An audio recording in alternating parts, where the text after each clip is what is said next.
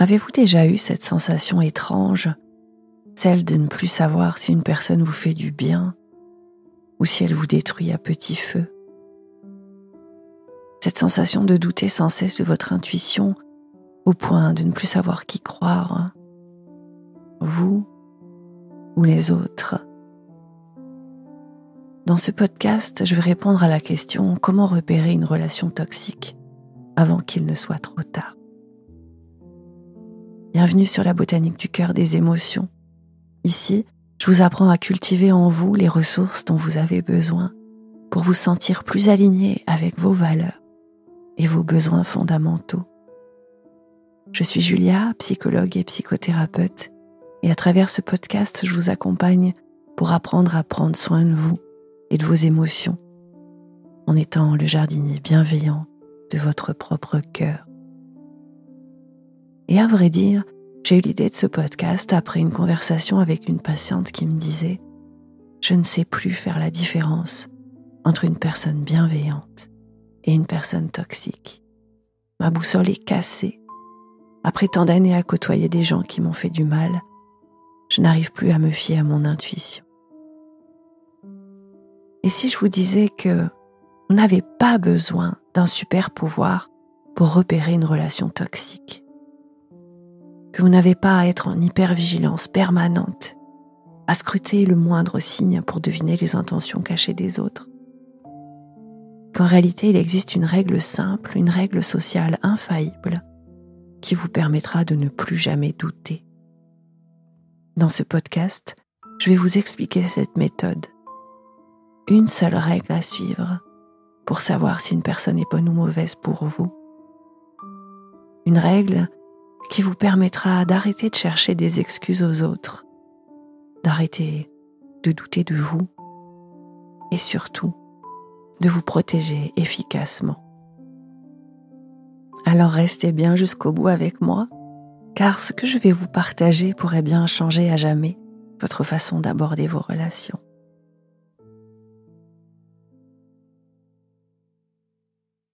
Alors, pourquoi est-ce qu'on doute toujours de notre intuition face aux personnes toxiques?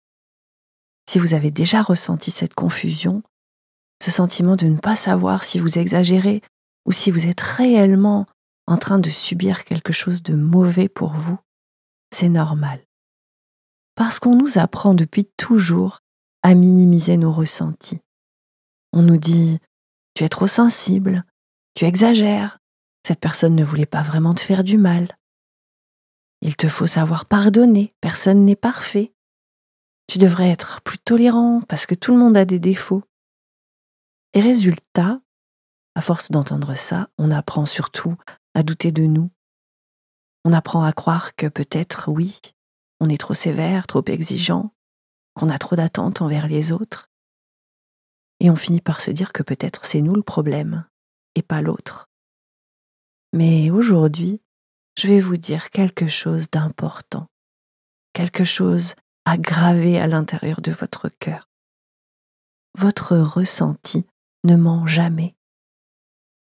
Ce n'est pas votre intuition qui est cassée, c'est la société, votre éducation, vos expériences passées qui vous ont appris à ne plus l'écouter. Votre ressenti ne ment jamais. Et pourtant, il y a une méthode simple, une règle d'or à appliquer pour savoir avec certitude si une personne est bonne ou mauvaise pour vous. Cette règle, je l'appelle la règle des 3 chances. Et pour moi, c'est ma méthode infaillible pour ne plus jamais douter. Parce que ce qui vous met dans des difficultés extrêmes, c'est votre capacité à douter de vous-même et de votre ressenti par rapport à ce que vous vivez. Comme ma patiente me disait qu'elle sentait avant quand quelqu'un était louche, qu'elle arrivait à discerner assez bien quand une personne était mauvaise pour elle, mais aujourd'hui c'est comme si elle n'arrivait plus à faire confiance à son ressenti parce qu'elle a tellement été entourée par des personnes toxiques qu'elle n'arrive plus à distinguer ce qui est normal de ce qui ne l'est pas.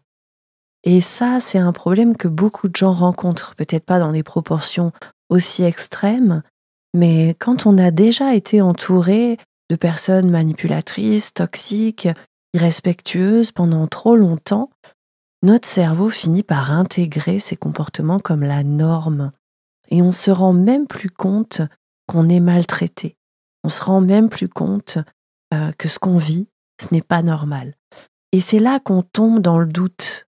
Peut-être que j'exagère, peut-être que c'est moi qui suis trop sensible, peut-être que je suis trop dure avec les autres. Et au lieu d'écouter finalement notre instinct, au lieu d'écouter notre ressenti, on commence à se trouver des excuses pour justifier les comportements des autres qui nous font du mal. Mais aujourd'hui, je vais vous expliquer pourquoi vous n'avez plus besoin de devenir un détecteur de manipulateurs, pourquoi vous n'avez pas besoin de vous méfier en permanence des autres, et surtout comment vous pouvez retrouver une méthode simple pour savoir, sans jamais douter, si une personne est bonne ou mauvaise pour vous. Ma règle des 3 chances, c'est la clé pour ne plus douter. C'est ce que j'ai dit à ma patiente, qu'en réalité, on n'a pas besoin d'avoir un super pouvoir pour repérer les personnes toxiques. Il y a une seule chose qu'on doit faire, une seule règle qu'on doit suivre, qui va nous libérer de tous nos doutes. Je lui ai expliqué que dans la vie, on ne peut pas deviner qui est bon ou mauvais dès le premier regard. C'est comme jouer au loto. Si tu veux gagner, il faut jouer. Et dans les relations humaines, c'est pareil.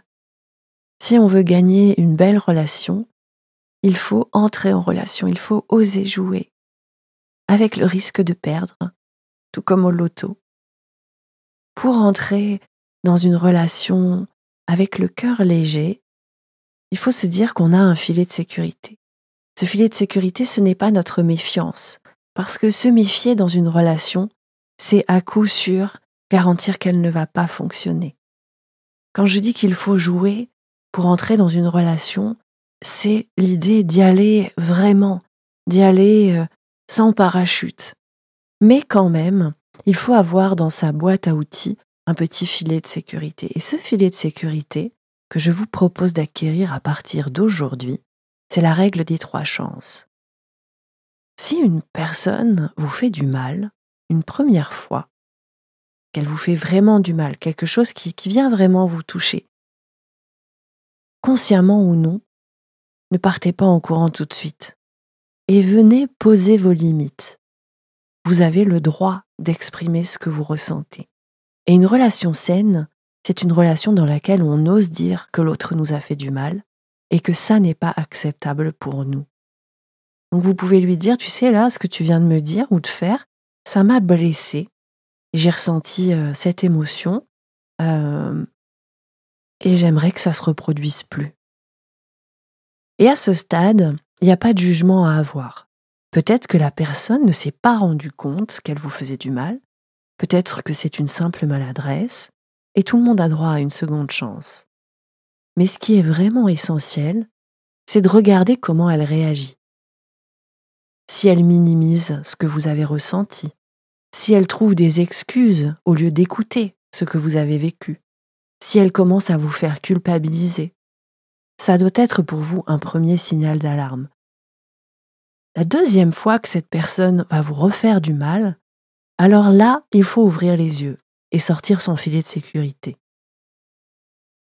Lorsqu'on nous fait du mal une deuxième fois, on va répéter notre message, expliquer à l'autre ce qui nous a fait du mal et que ce n'est pas tolérable pour nous dans une relation en posant nos limites, mais cette fois, on va vraiment observer, essayer de prendre conscience que quelque chose cloche. On va lui dire « je t'ai déjà dit que ça m'avait blessé, alors peut-être que c'est autre chose qui cette fois vous blesse » et du coup on va expliquer à nouveau. Et là encore, on va vraiment observer la réaction de l'autre. Est-ce que l'autre s'excuse sincèrement et cherche à s'améliorer? Ou bien est-ce que l'autre personne se défend, retourne la situation contre vous? Est-ce qu'elle vous accuse d'être trop sensible? Si la personne commence à dire des choses comme « tu dramatises, arrête de tout prendre à cœur » ou bien « tu fais une montagne de pas grand-chose, moi je suis pas comme ça, je suis pas une mauvaise personne, c'est toi qui as un problème, tu devrais peut-être te remettre en question », là c'est un gros signal d'alarme. Et on va quand même laisser une dernière chance à cette personne. Cette personne, si elle vous refait du mal une troisième fois, alors c'est fini. Parce qu'à ce stade, c'est plus une maladresse, c'est plus un simple oubli, c'est plus une simple incompréhension de votre mode de fonctionnement. Quand une personne nous fait du mal 3 fois, c'est un schéma, c'est un comportement ancré. Et c'est quelqu'un qui ne peut pas ou ne veut pas respecter vos besoins. Et c'est là que j'ai pu expliquer ça à ma patiente et elle m'a regardée, elle m'a dit « mais 3 fois, c'est un peu rapide, est-ce que je devrais pas laisser quand même plus de chance à la personne ?» Et du coup, je lui ai posé cette question. Je lui ai dit « les personnes qui vous ont déjà fait du mal plus de 3 fois, cherchez dans votre tête et vous aussi cherchez en même temps, est-ce que les personnes qui vous ont déjà fait plus de 3 fois du mal, est-ce qu'elles se sont arrêtées à 3 fois ? Est-ce qu'elles se sont arrêtées autour des 3 fois ? Si vous me dites oui, elles m'ont fait du mal 4 fois, elles m'ont fait du mal 5 fois, réfléchissez. Mais à mon avis, quand vous allez vraiment chercher, les personnes qui vous ont fait du mal 3 fois, elles se sont pas arrêtées à 3. Et les gens qui vous font du mal, ils s'arrêtent pas là. Et vous ne devriez pas attendre la 4e fois, ni la 5e, ni la 6e. Parce que vous avez le droit d'être respecté, mais vous avez aussi le devoir de vous faire respecter. Et ça, c'est quelque chose qu'on ne nous a pas appris. On nous a appris à être poli, on nous a appris éventuellement à verbaliser ce qu'on ressent, on nous a peut-être appris à demander à l'autre d'arrêter de nous faire du mal, mais par contre, on nous a pas dit qu'il fallait partir quand c'était pas bon pour nous. Et aujourd'hui, je vous ai donné cet outil essentiel, la règle des 3 chances, et si vous appliquez cette règle, vous n'aurez plus jamais besoin de deviner si une personne est toxique ou non pour vous.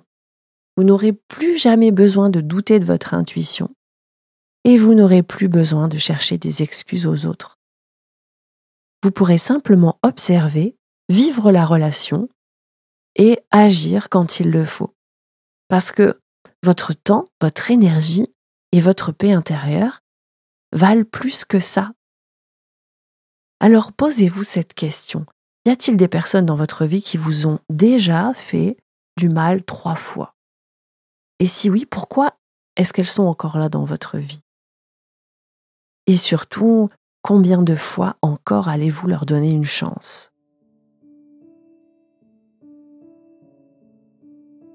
Combien de fois allez-vous encore leur donner une chance ?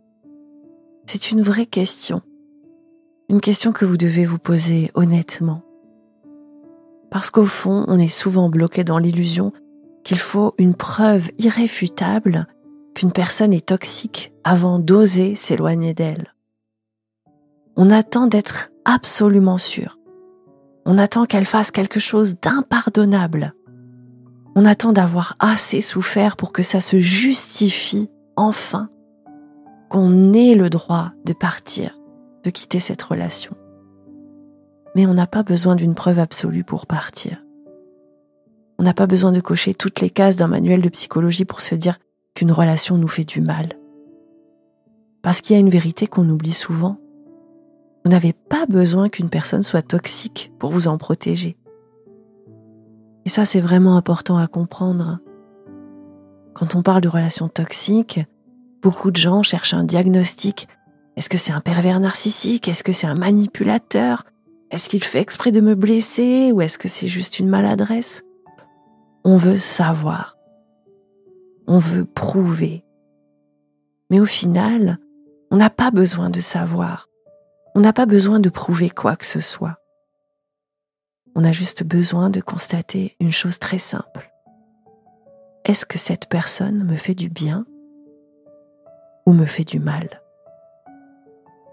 Parce que ce qui compte, ce n'est pas de mettre une étiquette sur l'autre. Ce qui compte, c'est vous. Et là, c'est le moment où vous devez être totalement honnête avec vous-même. Quand vous êtes avec cette personne, Est-ce que vous vous sentez bien? Est-ce que vous vous sentez respecté? Est-ce que vous avez l'impression d'être entendu et compris? Est-ce que vous vous sentez en confiance avec cette personne? Ou bien est-ce que vous vous sentez souvent fatigué et vidé après l'avoir vue? Est-ce que vous avez l'impression de marcher sur des œufs, de devoir faire attention à tout ce que vous dites? Est-ce que vous doutez sans cesse de vous et de vos propres ressentis? Est-ce que vous devez toujours justifier ce que vous ressentez? Alors si c'est le cas, vous avez votre réponse. Pas besoin d'un diagnostic, pas besoin d'une enquête. Le seul critère qui compte, c'est votre bien-être. Et si une relation vous fait souffrir régulièrement, c'est que cette relation n'est pas bonne pour vous. Peu importe que l'autre ait de bonnes intentions. Peu importe que l'autre dise « mais je ne voulais pas te blesser ». Peu importe qu'elle ait une histoire difficile ou des blessures du passé qui expliqueraient son comportement, votre souffrance ne doit pas être justifiée par l'histoire des autres. Vous avez le droit de dire stop. Non pas parce que l'autre est un monstre, mais simplement parce que vous méritez mieux.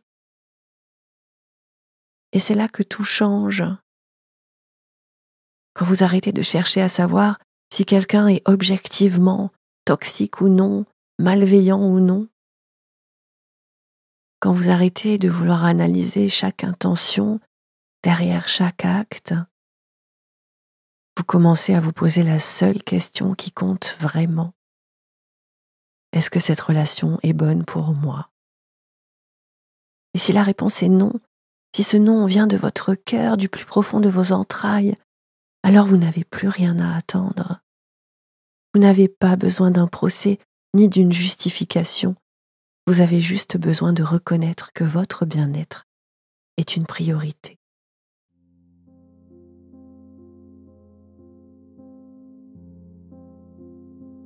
Dans la vie, on ne peut pas toujours éviter de croiser des personnes qui nous font du mal.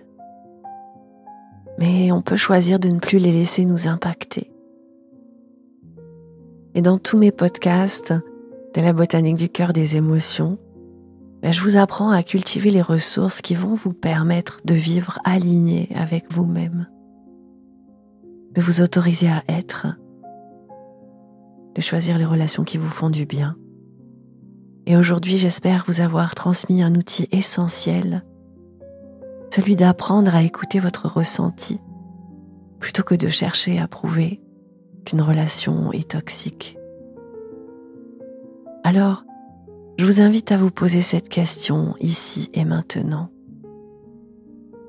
Y a-t-il une personne dans votre vie qui, même sans être objectivement toxique de manière prouvée, ne vous fait pas du bien?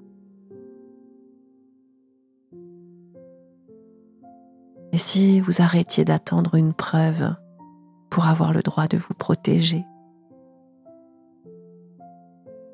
Votre bien-être est un droit, pas un luxe.